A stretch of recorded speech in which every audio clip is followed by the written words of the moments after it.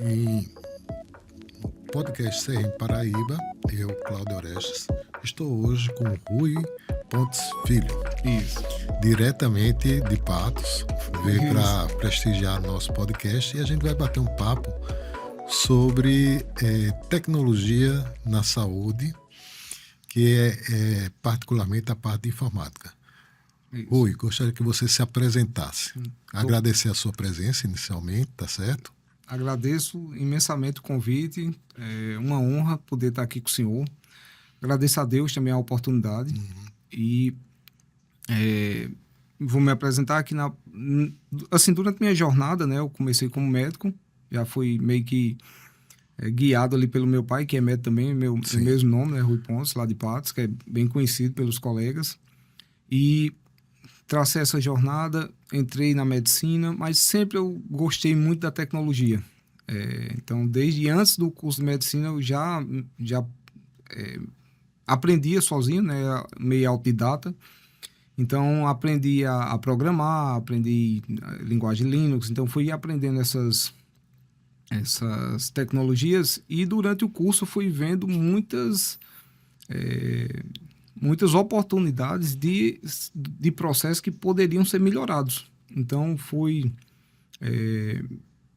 com essa iniciativa, fui seguindo minha trilha médica, né? Entrei na residência de ginecologia e obstetrícia, depois fiz ultrassonografia geral e logo após finalizar a ultrassonografia foi onde assim, eu vi as maiores oportunidades na parte de... Inclusive, meu doutorado hoje é na parte de ginecologia e obstetrícia e também por conhecimento dessa ultrassonografia. Então, assim, aí eu migrei, comecei a criar uma nova jornada na área tecnológica, porque eu já queria utilizar ferramentas inteligentes, de inteligência artificial. Para otimizar os processos, para facilitar tanto o trabalho do médico, de não estar fazendo tanto reesforço e de ter uma qualidade de dados muito maior, para que ele ajudasse ainda mais seus pacientes. Então, eu parei daquela coisa de, talvez já aqui, então fiquei naquela coisa de, eu poderia fazer, então eu saí da imaginação e fui para a ação. Então, eu comecei a entrar numa jornada, eu fiz a parte de Data Science em saúde, no Albert Einstein, fiz engenharia de sistema. De referência. Em todo o Brasil, né? Isso. Fiz também mestrado em engenharia de sistemas pela Universidade de Pernambuco, na Escola Politécnica, e atualmente eu sou o primeiro médico do programa de engenharia da computação, focado em inteligência artificial. De lá também, de Pernambuco? De Pernambuco, na UPE, exatamente. Com o professor Fernando Buarque, que é um dos maiores nomes hoje de inteligência artificial no mundo, dos maiores publicadores de referência na área. Assim, a princípio, a pessoa tem a ideia que a inteligência artificial é uma coisa relativamente recente, né? Sim.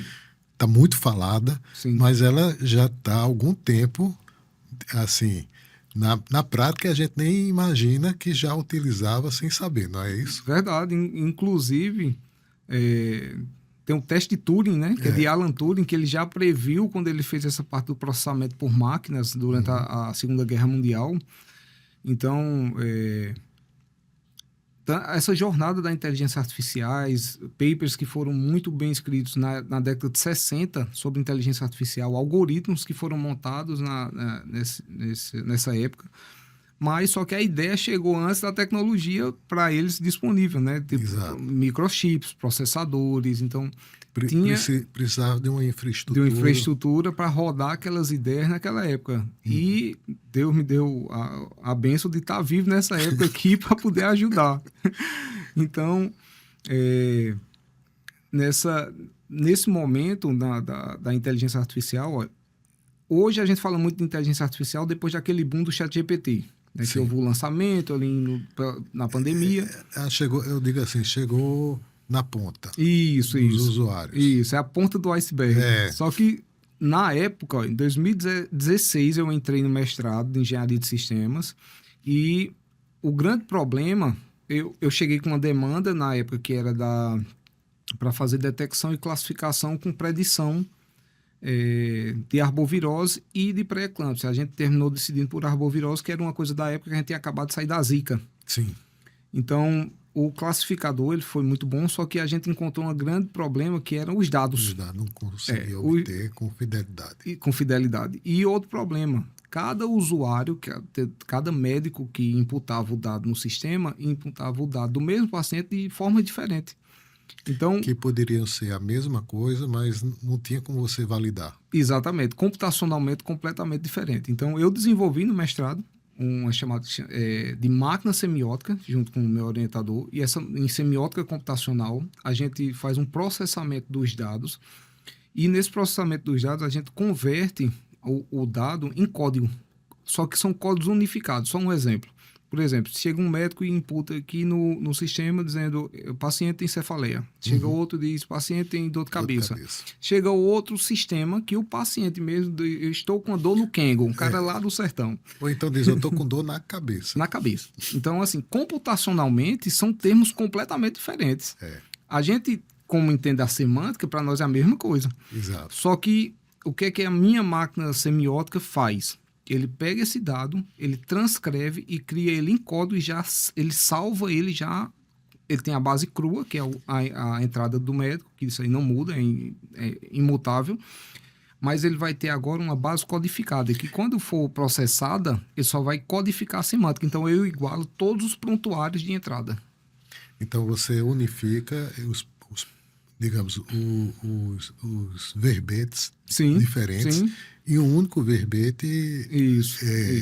digital. Em qualquer linguagem, em qualquer com gíria, informal. Se existir um banco de dados que me diga que a semântica daquele termo é um termo formal, eu consigo codificar. Isso torna mais robustos os dados que você vai obter. Isso. E as informações ficam mais fáceis de processar. Isso. E processar também. Processar. Né? E hoje eu venho me especializando na questão da Explainable AI, que é a IA explicável, né? Inteligência artificial explicável. Por quê? Ela vai ser a realidade da medicina. Toda a medicina ela precisa de processos, de fluxos, mas ela tem que ser auditável. Você tem que entender o que foi que a IA fez para poder construir aquele processo. E o médico ele tem que ser participante. Uma coisa que a gente observa, talvez quem tem mais assim, facilidade é o Deep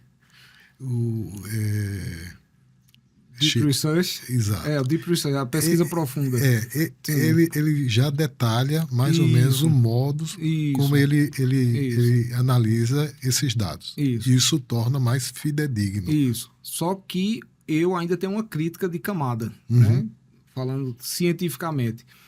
Que hoje eu só faço sistemas que eles são auditáveis e eles são customizáveis. O médico ele tem que participar de cada nó do processo, ele tem que entender os nós e ele pode customizar. Ele pode dizer, esse nó aqui eu quero trocar. Esse nó aqui eu quero trocar. Agora reprocesse. Aí ok. Por quê? Quem tomou a decisão foi o profissional responsável pelo paciente. Não foi a máquina. Porque se chegar num ponto que a máquina tomar a decisão sozinha, o médico pode dizer, a culpa foi do programador, eu não tive nada a ver. Entendi. Né? Isso é um grande diferencial que a gente ainda vai avançar muito, né? Eu já estou trabalhando nisso. Nos sistemas que eu venho desenvolvendo e em consultorias que eu venho fazendo, eu trabalho com essa parte de cibersegurança, porque tem que ter várias camadas de segurança. Inclusive, dependendo do tamanho do projeto, a gente trabalha com blockchain. O risco de ser hackeado e tudo mais, que existe hoje. Inclusive, tiveram vários hospitais no país que tiveram sequestro digital. Né? E esse sequestro, para quem não conhece, o sequestro digital é que alguém do hospital clicou em algum arquivo malicioso ou recebeu alguma orientação financeira para clicar nesse arquivo de propósito.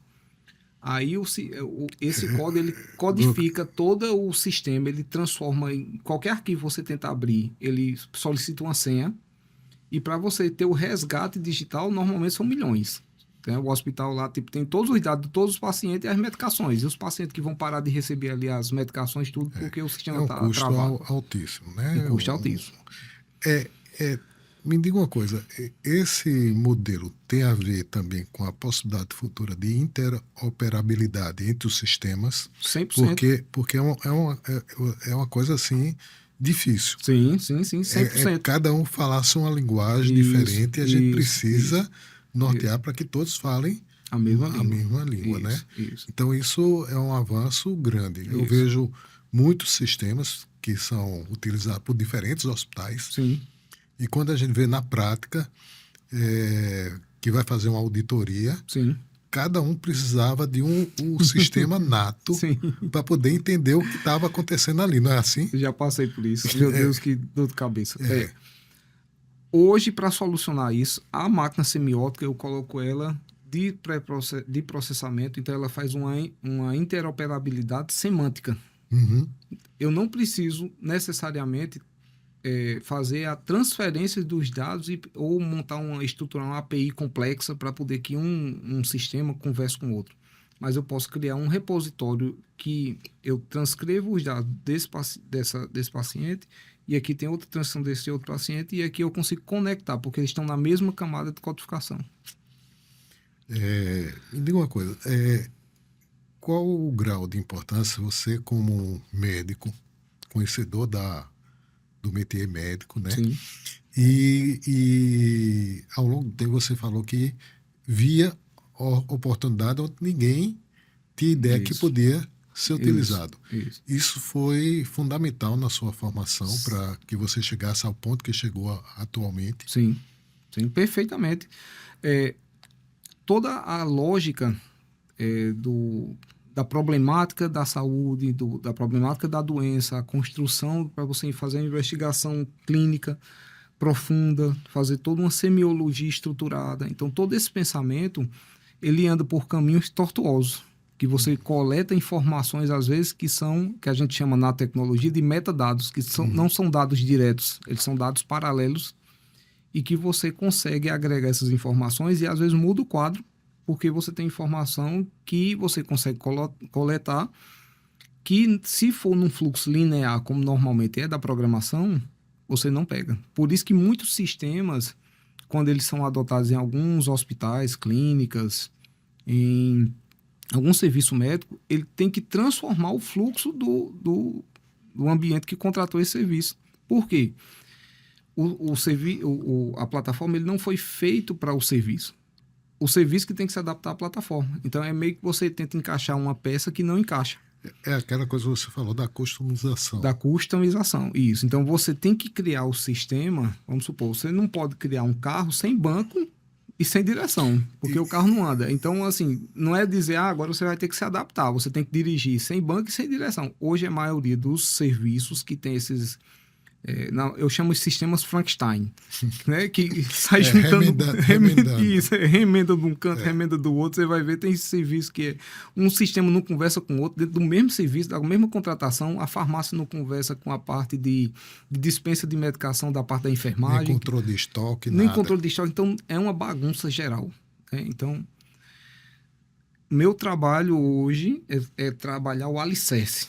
Fazer uma estruturação de dados. É o que eu mais venho me especializando. Eu trabalho hoje com uma plataforma que chama SNOMED-CT, né, que é uma padronização internacional de nomenclaturas médicas e termos clínicos. Ela foi fundada pela Ocean, que é uma empresa australiana, mas eu me especializei bastante nessa linguagem. Inclusive, foi a estrutura que eu montei para criar a máquina semiótica. E dentro dessa lógica da construção dos dados, de como você capta os dados do paciente, a lógica médica você junta com a lógica da programação e estrutura a base de dados. Então, quando eu coloco um sistema de IA para ler esses dados, a precisão diagnóstica explode. Muito maior. Explode, porque ele está sabendo ler o que está ali. Né? Como se você picotasse dados, papéis e jogasse aqui num cesto, ficasse uma bagunça. E depois eu crio um sistema que eu coloco uma corzinha em cada papel, uma identificação em cada papel. Então, quando ele for procurar, ele só vai procurar da cor azul, que tem numeração tal. Então, essa estruturação para mim é o alicerce. Tipo, vai mudar o jogo quando a gente conseguir trabalhar com sistemas que estão nesse nível de preparação dos dados. Porque quando você junta muita coisa, fica uma bagunça. E precisa de pessoas capacitadas, habilitadas Sim. com esse entendimento, né? Isso. Eu digo isso porque eu auxiliei, assim, eu estruturei uma disciplina chamada Tecnologia Aplicada na Saúde. E aí eu sempre digo, a gente aplica no quinto período, Sim. eu sempre digo a eles que por onde vocês passarem, fique atento para as oportunidades da utilização da tecnologia para transformar o trabalho. Isso. Então foi justamente a minha jornada, foi a orientação do senhor. Daí, e isso na prática, porque tem um paradigma também que o pessoal diz, olha, o médico vai ser de alguma forma substituído pelo médico, pela IA. Na verdade, e tem uma frase que o pessoal diz, o médico que estiver preparado não vai ser substituído. Quando você diz que fez a parte de ginecologia e fez ultrassonografia, né? E eu acho que uma das áreas mais visadas que a gente tem dentro da medicina é a parte de imagens. Sim. Que, a princípio, você pensaria que nessa área especificamente o médico seria rapidamente substituído, né? Sim. E não é por aí. De forma alguma. Assim, realmente existem pessoas que entendem a inovação e se adaptam a ela. Né? Tiveram pessoas que viram a eletricidade, empresas que viram a eletricidade chegar e decidiram não adotar. E tiveram empresas que adotaram. E normalmente essas empresas foram obliteradas. A Kodak.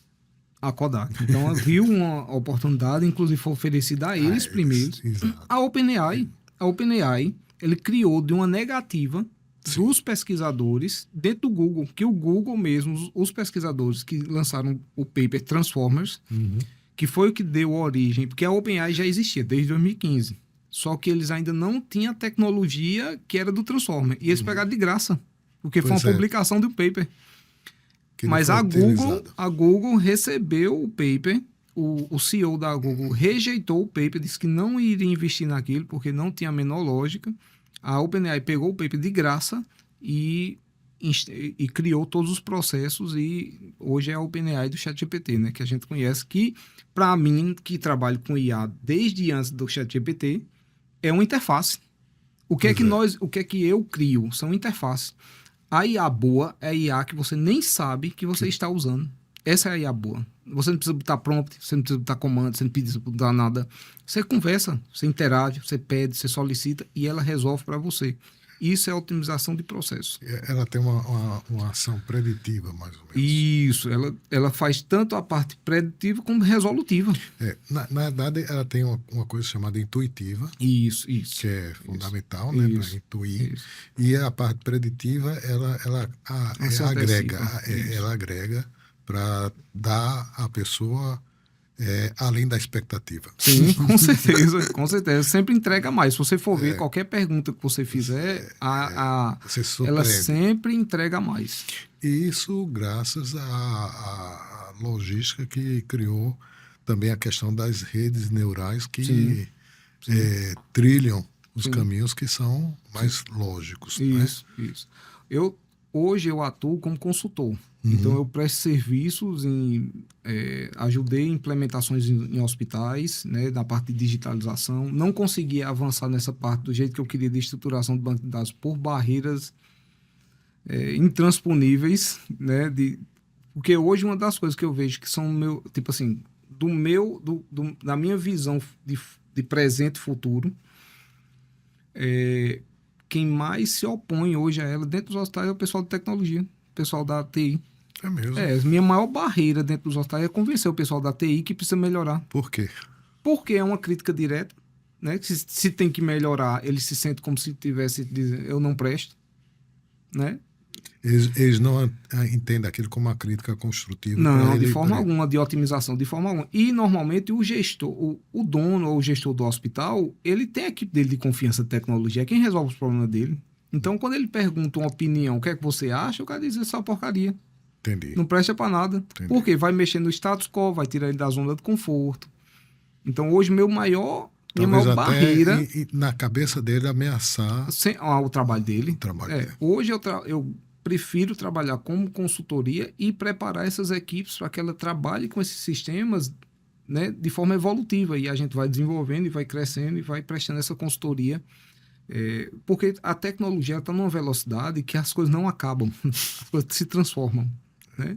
Então, você começa hoje, tipo, eu estava falando até para o senhor anteriormente, hoje eu trabalho num modelo de desenvolvimento de sistema de suporte à decisão, né, que é para auxiliar profissionais em diagnóstico médico.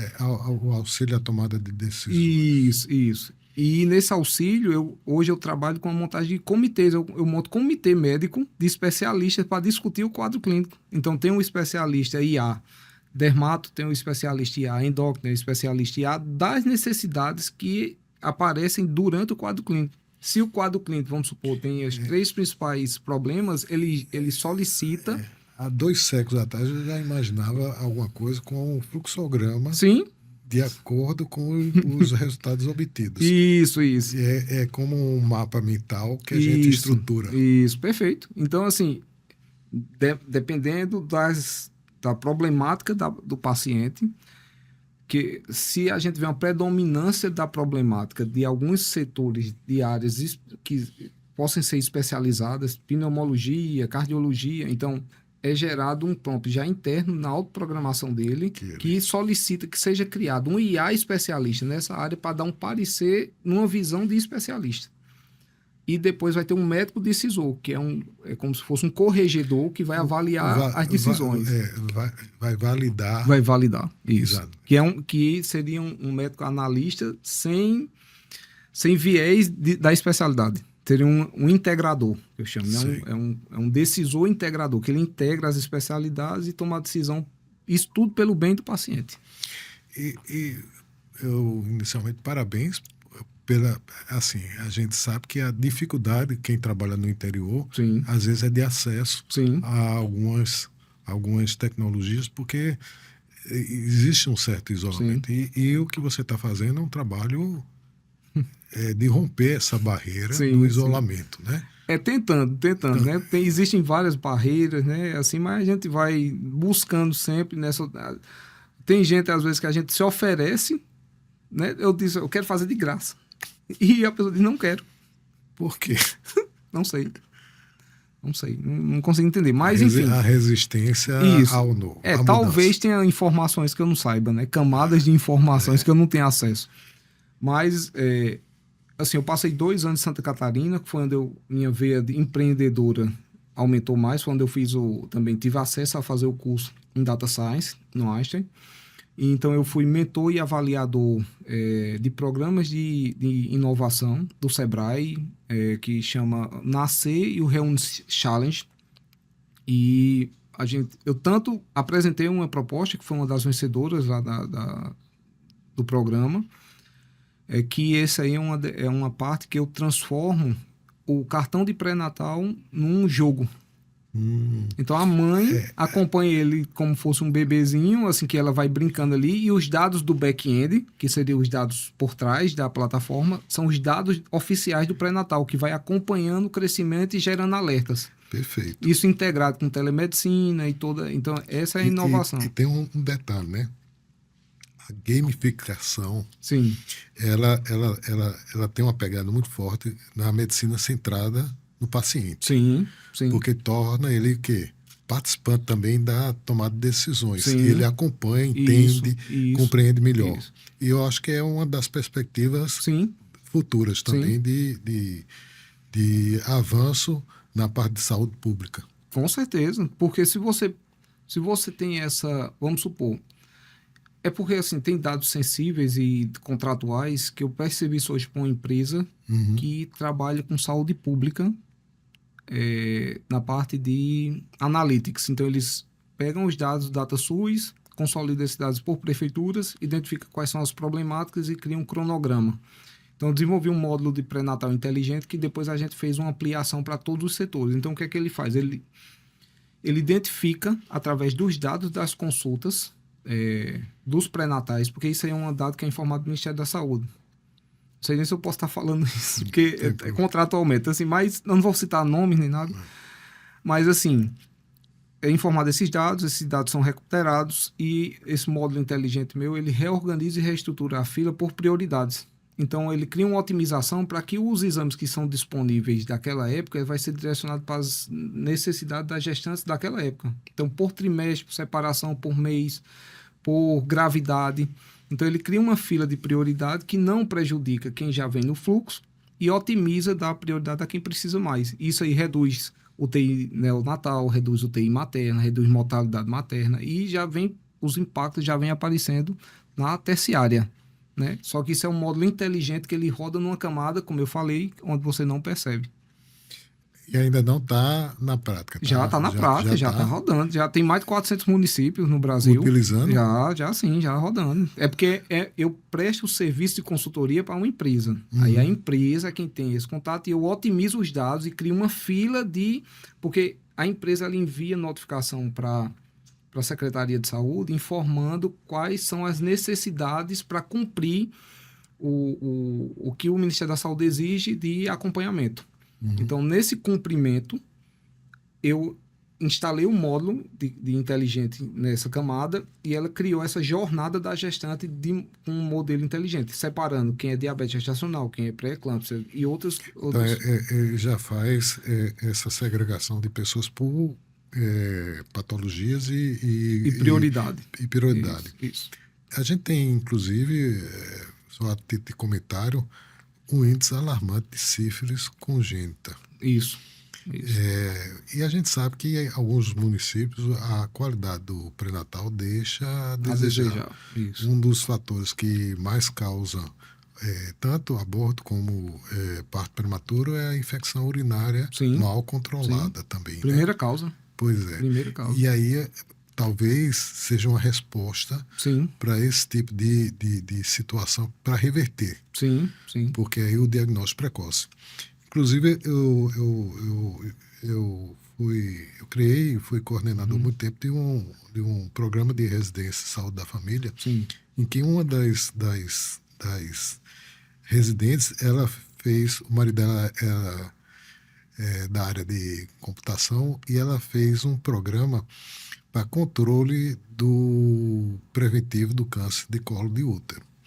Então, ela fez uma sistemática do programa em que ele alertava as pessoas periodicamente, aquelas que precisavam fazer exames. Sabe o que aconteceu? Infelizmente, só ela utilizou quando ela saiu, acabou. Essa é a realidade que a gente vivencia muitas vezes. Uma das coisas da consultoria, quando eu entro assim para fazer essa solução, criar uma solução, é justamente eu entender os processos e fluxos para que eu faça uma prova social. O que é a prova social? Eu deixo o cliente testar. Se for uma coisa que ajuda no trabalho dele, ao ponto dele não querer mais parar, validei. Sim. Então, ajuda tanto que eu não quero mais parar. É assim, você diz para ele como é que eu vou ver sem isso. Isso, exatamente. Eu não consigo mais trabalhar sem isso. Um sistema que eu estou desenvolvendo agora... Torna mais fácil, prática e com resultados até econômicos. Gigantesco. Essa parte do pré-natal inteligente, que agora está expandido, né? Então ele pegou para todas as áreas, porque eu criei a jornada do diabetes, a jornada do hipertenso, então todo o mapeamento do que é feito no SUS, da saúde básica, eu criei uma jornada específica. E essas jornadas são inteligentes de otimização para você dar prioridade a quem precisa e deixar o fluxo normal para quem não precisa. Então, você cede a vaga para os emergentes, né? Então, e isso aí gerou um impacto, está gerando um impacto, é porque ainda não está calculadamente medido, mas... Sendo rentabilizado. Isso. O impacto na saúde terciária de não sobrecarregar. Porque se eu faço uma preparação, eu trato uma infecção urinária, eu evito um parto prematuro, eu evito um UTI neonatal. Tem UTIs aí que a diária, quantos mil são? Né? Por dia de internação. Então, o impacto econômico... Então, de 15 mil. Por dia. Então, você pega hoje esse impacto econômico da redução dessas internações desnecessárias que a gente está combatendo por causa de um módulo inteligente. Então, o impacto hoje desse sistema, ele vem muito grande. Eu só não posso divulgar porque eu tenho contrato com a empresa, né? Não, mas isso é bom que as pessoas tenham ciência que você pode, de maneira utilizando a tecnologia, produzir resultados que venham a melhorar os dados do registro daquele município, que pode melhorar também a diminuição do custo de gasto com esse sistema e, principalmente, tornar a vida do paciente muito mais saudável e o acompanhamento muito mais adequado, né? Sim, sim. Além disso, eu sei que você também desenvolve outras atividades, né? Tem hora no dia. Eu queria saber, assim, você também tem um startup, né? Isso. Que você desenvolve... Isso. Hoje assim, eu tenho várias frentes, já tem registros, sistemas, tem essa questão do pré-natal, que é uma das startups, que é a MyFetos, que chama, que eu criei para um nome internacional, né? Que ele não focado só na realidade brasileira, mas que Para qualquer lugar. Para qualquer lugar. Então, é um nome que é acessível e a pessoa entende, né? Já pensando na parte semântica, semiótica, né? Que qualquer local do planeta, que eu fiz um fellow no Japão, então lá eles vão entender, né? Fiz lá próximo de Tóquio, em Shiba. Então, esse módulo de pré-natal que é gamificado, ele é uma das startups que eu venho desenvolvendo ele. Como ele é gamificado, ele tem vários processos, mas a parte do back-end dele já está basicamente pronta. Então, assim, vai gerar resultado magnífico, porque eu quero criar jornadas de gestantes por patologia.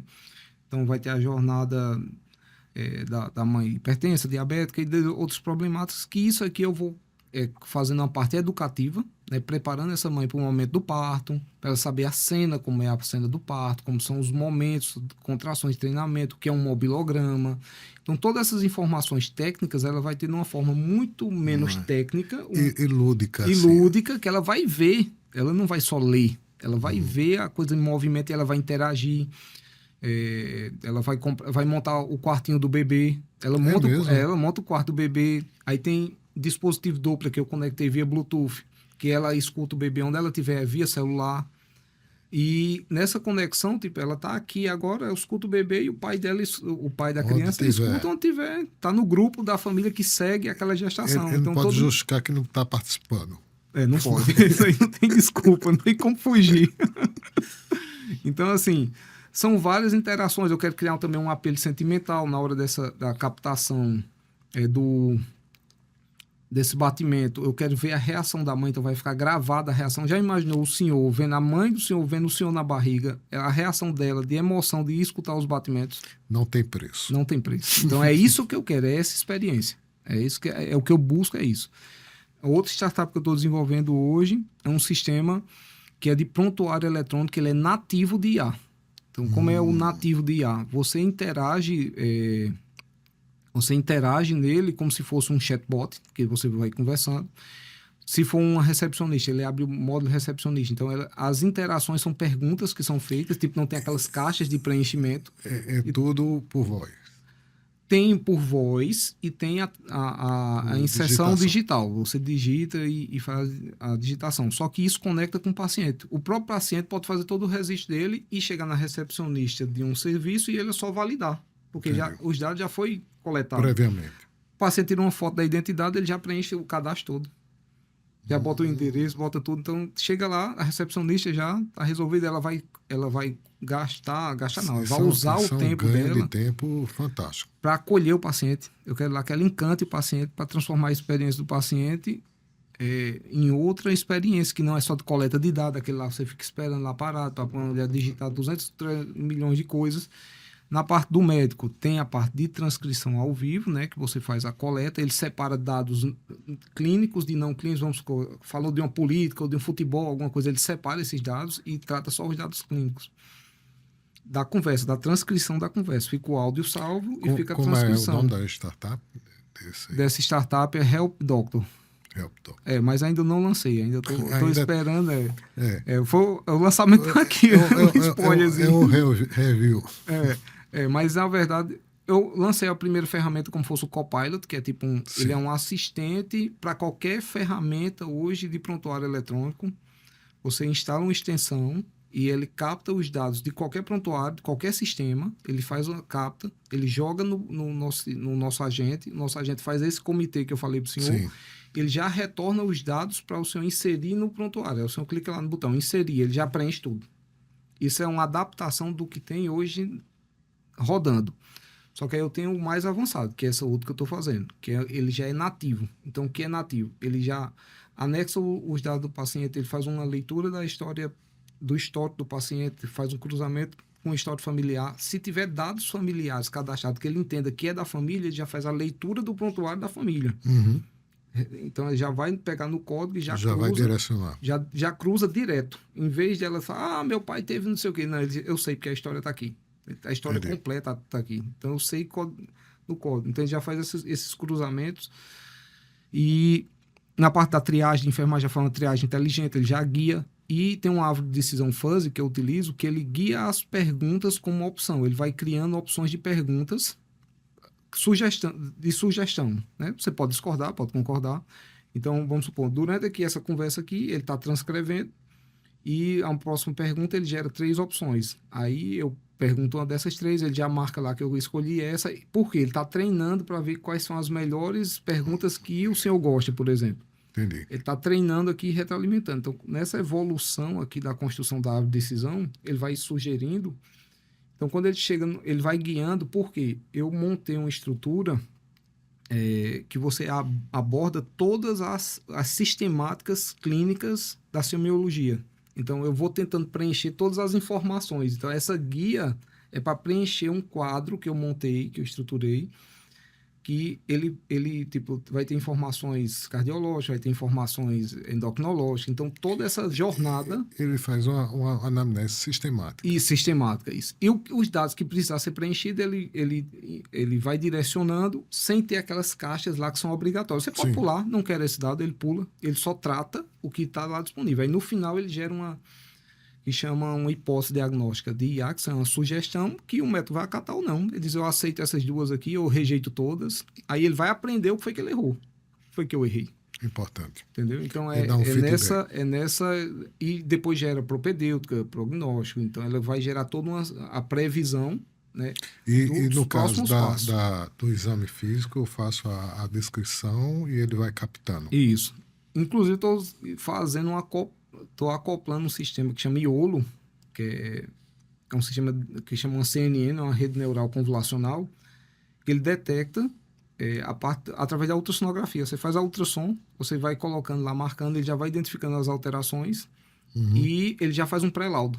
Eu já coloco ele para fazer o pré-laudo. Aí, quando eu chego lá, o laudo já está quase pronto, porque eu fui falando com o paciente, ele pegou os dados que eu conversei com o paciente.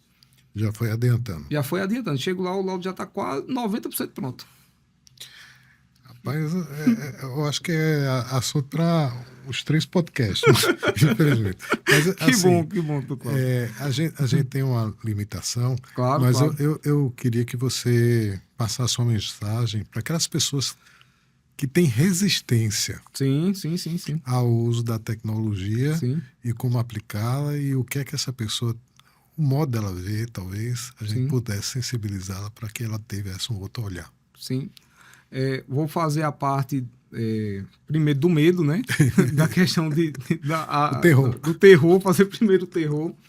Então, assim, não é esse bicho de 7 cabeças, a gente precisa evoluir. Né?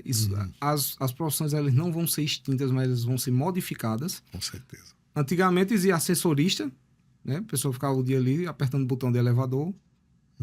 Tinha pessoas que eram digitadores, que eram contratados para digitar. Exato. Né? Então, o computador substituiu. E tiveram pessoas que se adaptaram à tecnologia e tiveram pessoas que não se adaptaram. Né? Ficaram obsoletas, ficaram para trás, porque tiveram digitadores, viraram programadores. Né? E tiveram... Então, assim, minha visão, se adapte. A tecnologia está vindo como uma ferramenta. Né? Ela está para associar como ferramenta, a gente utiliza para o que quiser. Né? A gente utiliza para se defender, utiliza para atacar. Então, muita gente que tem medo, tem receio de perder o trabalho, não sei o quê. Não, só busca estudar. Conhecer, o mundo está né? muito dinâmico, então não dá mais para ficar dentro da zona de conforto. Parei agora, acabou, cheguei no auge da minha vida e finalizou. Não.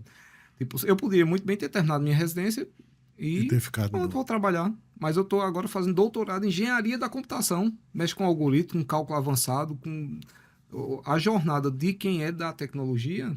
O objetivo, quem gosta dessa área de pesquisa, é chegar no doutorado de computação. Uhum. É uma coisa muito difícil. Então, eu vim da área de saúde, fiz um mestrado em engenharia, para conseguir entrar em engenharia da computação. E você vê que, assim, na área de ciências exatas, o perfil que consegue concluir um curso desse é mínimo. Sim, exatamente. Então, a peneira, como diz, é pesada. Né? Então, assim, eu incentivo a todos. Hoje, o que é que eu me vejo? Eu vejo como transformando pessoas, otimizando processos e facilitando a vida de profissionais. Esse é meu trabalho hoje. Perfeito. Consultando problemas, identificando e ajudando todo esse processo de facilitar e otimizar, sempre buscando todas as ferramentas para que você tenha um melhor resultado com o menor esforço possível. Então, eu vejo dessa forma. Mandar uma mensagem aqui para o meu professor que é o meu orientador, tá fazendo aniversário amanhã. Parabéns, professor Fernando. Vou mandar essa live para o senhor. E também vou mandar para meu pai e minha mãe, que são meu alicerce, a minha base. Né? Minha esposa, meus filhos, que com certeza vão assistir. E agradeço o senhor o convite, né? A mandar um abraço do Dr. Glaucio também, né? Dr. Glaucio que deu liga a isso aqui tudo. O Dr. Glaucio é um fenômeno, é parente meu ainda, é Nóbrega, né? Nóbrega. Então, assim, mandar um grande abraço para ele. Eu só tenho a agradecer a sua disponibilidade, a sua presteza, na verdade, em nome do CRM da Paraíba. Muito obrigado. E parabenizar pelas suas iniciativas e o seu sucesso. Obrigado. Me disponibilizo também ao CRM, que precisar, estou à disposição. Se puder ajudar de alguma forma, conta comigo. Obrigado e a gente se encontra numa próxima ocasião.